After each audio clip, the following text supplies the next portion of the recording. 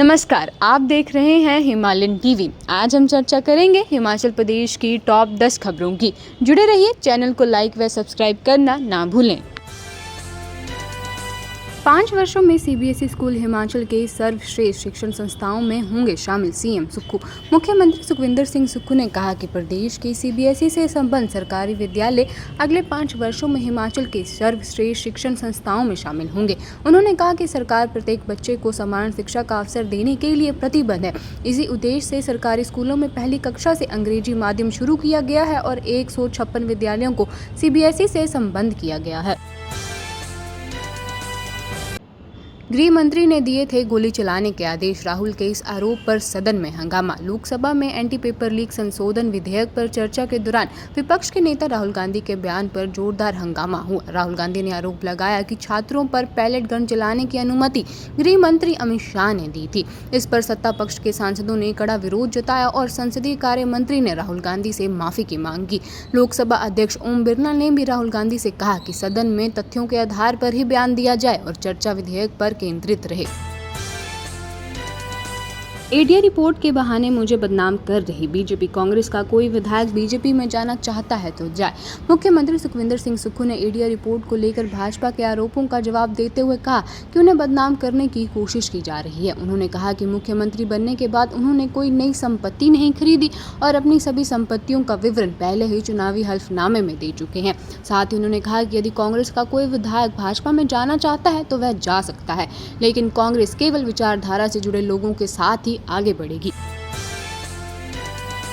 सुक्खू सरकार को बड़ा झटका। कर्मचारियों की सीनियरिटी और वित्तीय लाभ से जुड़े मामले में राज्य सरकार की एसएलपी खारिज।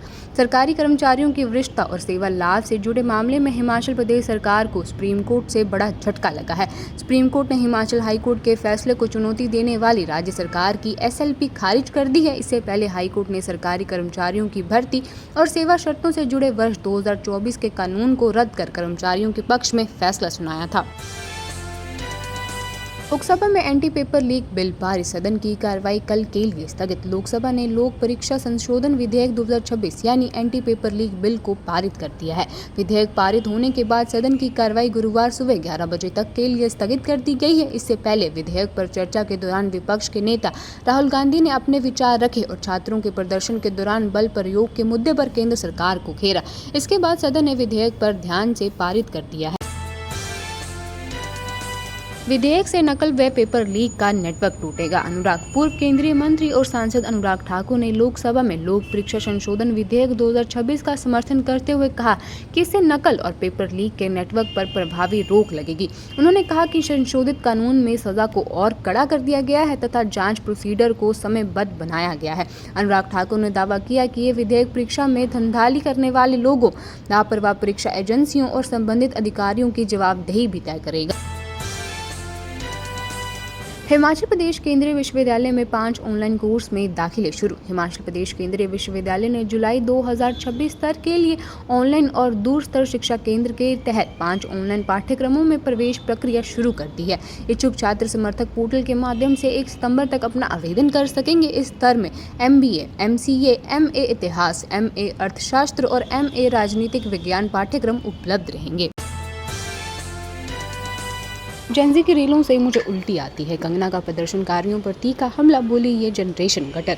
भाजपा सांसद और अभिनेत्री कंगना ने सोशल मीडिया पर जेनजी और हाल के छात्र प्रदर्शनों को लेकर तीखी टिप्पणी की है। उन्होंने प्रदर्शनकारियों की रीलों और भाषा की आलोचना करते हुए कहा कि ये व्यवहार उन्हें बेहद आपत्तिजनक और अस्वीकारक लगता है। कंगना रनौत ने कुछ युवाओं को लेकर कई विवादित टिप्पणियां की, जिन पर राजनीतिक बहस तेज हो गई है। उनके इन बयानों के बाद सोशल मीडिया और राजनीतिक हलकों में लगातार प्रतिक्रियाएं सामने आ रही हैं। शर्मनाक। सास ने बहू पर लगाया मारपीट का आरोप, पुलिस को सौंपी शिकायत। हिमाचल प्रदेश के बिलासपुर जिले में दाड़लाघाट क्षेत्र में एक महिला ने अपनी बहू पर मारपीट और जान से मारने की धमकी की आरोप लगाया है। पीड़िता ने पुलिस में शिकायत दर्ज कराते हुए कहा कि घटना में उन्हें चोटें आई और उन्हें घर से बाहर निकाल दिया गया। शिकायत में पहले भी मारपीट की घटनाओं का उल्लेख किया गया। पुलिस ने महिला का मेडिकल परीक्षण करवा कर बयान दर्ज कर लिया है और मामले की जाँच शुरू कर दी है। ननद के घर दिन दिहाड़े भाभी के सोने के गहनों की चोरी। 8 साल की बच्ची ने बताई पड़ोसी की करतूत। हिमाचल प्रदेश के मंडी जिले के सुंदरनगर में दिन दिहाड़े घर से सोने के गहने चोरी होने का मामला सामने आया है। पीड़िता ने पुलिस में शिकायत दर्ज कराते हुए एक पड़ोसी पर संदेह जताया। शिकायत के अनुसार उनकी 8 वर्षीय बेटी ने बताया कि आरोपी मोबाइल चार्ज मांगने के बहाने घर के अंदर आया था और पर्स की तलाशी ले रहा था। बाद में पर्स से करीब 3 लाख रुपए मूल्य के सोने आभूषण गायब मिले। पुलिस ने मामला दर्ज कर जांच शुरू कर दी है।